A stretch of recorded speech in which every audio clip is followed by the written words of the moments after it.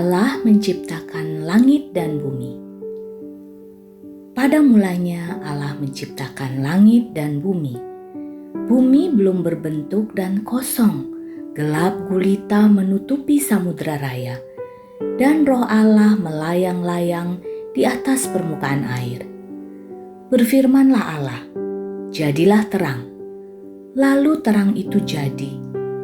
Allah melihat bahwa terang itu baik, lalu dipisahkannyalah terang itu dari gelap.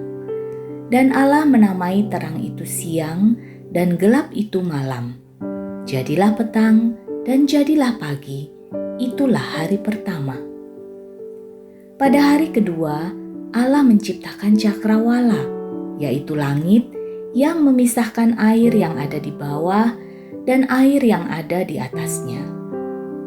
Pada hari yang ketiga, Allah memerintahkan agar segala air di bawah langit berkumpul, dan Ia menyebutnya laut, sehingga tampaklah daerah yang kering yang disebut daratan. Allah melihat bahwa semuanya itu baik. Lalu Allah berfirman, hendaklah tanah menumbuhkan tunas-tunas muda, tumbuh-tumbuhan yang berbiji, segala jenis pohon buah-buahan yang menghasilkan buah yang berbiji, supaya ada tumbuh-tumbuhan di bumi. Dan jadilah demikian. Tanah itu menumbuhkan tunas-tunas muda, segala jenis tumbuh-tumbuhan yang berbiji, dan segala jenis pohon-pohonan yang menghasilkan buah yang berbiji. Allah melihat bahwa semuanya itu baik.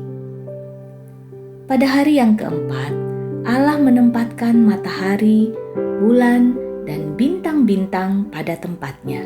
Dan benda-benda penerang itu menjadi tanda yang menunjukkan masa-masa yang tetap dan hari-hari dan tahun-tahun. Allah melihat bahwa semuanya itu baik. Pada hari yang kelima, Allah berfirman, hendaklah dalam air berkeriapan makhluk yang hidup, dan hendaklah burung berterbangan di atas bumi melintasi cakrawala. Lalu Allah memberkati semuanya itu dan memerintahkan mereka untuk berkembang biak dan bertambah banyak.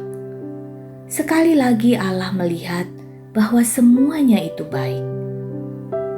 Pada hari keenam, Allah berfirman, hendaklah bumi mengeluarkan segala jenis makhluk yang hidup, ternak dan binatang melata dan segala jenis binatang liar. Allah menciptakan segala jenis ternak, binatang melata, dan binatang liar. Allah sungguh bersuka akan segala ciptaannya. Allah melihat bahwa semuanya baik. Lalu berfirmanlah Allah, baiklah kita menjadikan manusia menurut gambar dan rupa kita, supaya mereka berkuasa atas ikan-ikan di laut dan burung-burung di udara dan atas ternak dan atas seluruh bumi dan atas segala binatang melata yang merayap di bumi. Maka Allah menciptakan manusia menurut gambarnya. Allah menciptakan manusia dari debu tanah dan menghembuskan nafas hidup ke dalam hidungnya.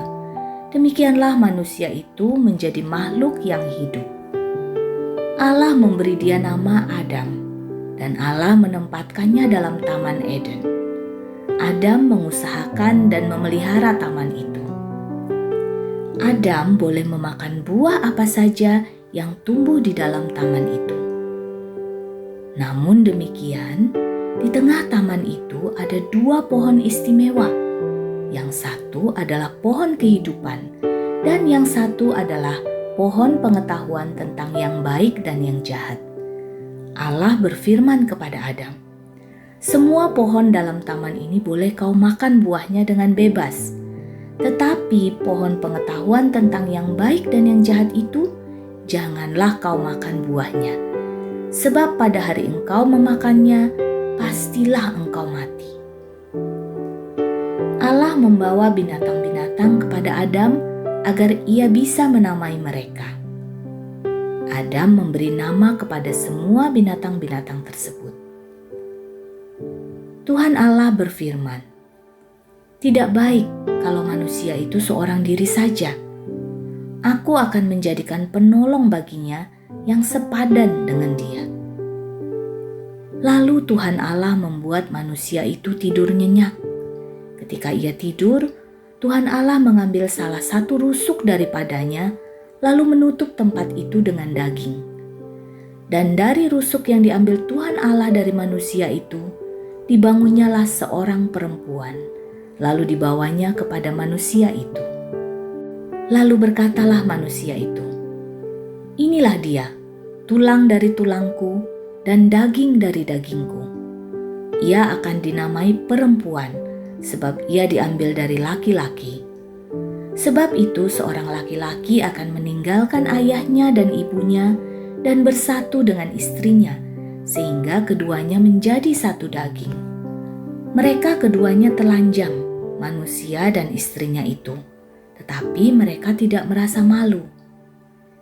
Demikianlah diselesaikan langit dan bumi dan segala isinya.